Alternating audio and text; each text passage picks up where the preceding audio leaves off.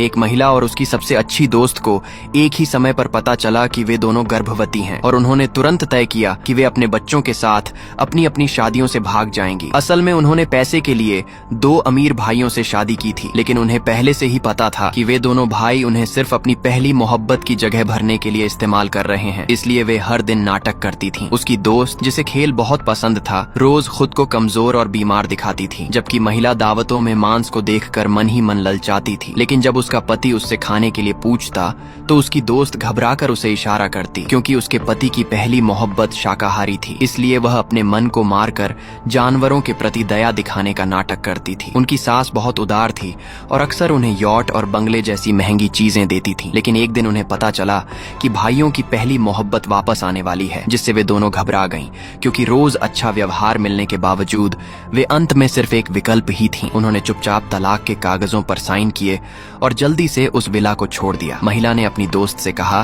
कि अब जब वे आजाद हैं तो चलो बार में जाकर थोड़ा सुकून लेते हैं। उधर जब भाइयों ने तलाक के कागज देखे तो उन्होंने तुरंत पूरे शहर में उन्हें ढूंढने का आदेश दे दिया। उसी समय दोनों दोस्त बार में खुशी खुशी जाम टकरा रही थीं।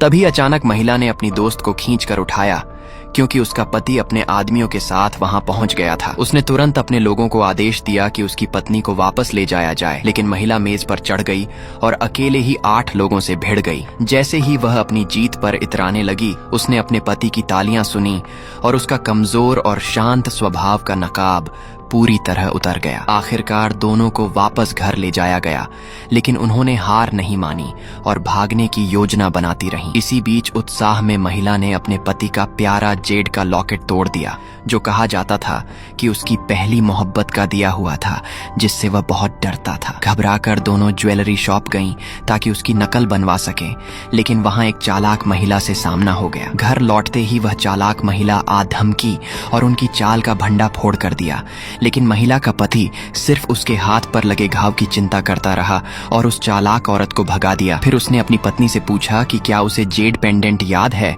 तो महिला ने तुरंत कहा कि अब वह उसे संभाल कर रखेगी, लेकिन वह उससे जुड़ी बचपन की याद पूरी तरह भूल चुकी थी। मजबूर होकर आदमी ने पहले उसके घाव पर पट्टी बांधी। उधर उसकी दोस्त ने बाहर जाकर अपने पति से पूछा कि उसका बड़ा भाई बिल्कुल गुस्सा क्यों नहीं हुआ, तो उसने बेबसी में उसे कमरे में ले जाकर कहा कि पहले बार जाने का हिसाब चुकता करना होगा। उसी रात महिला के पति ने फिर से जेड पेंडेंट के बारे में पूछा तो वह गुस्से में उससे मुंह मोड़ गई। तब आदमी ने गंभीर होकर कहा, यह तुम्हारा ही जेड पेंडेंट है, तुम्हें याद कैसे नहीं।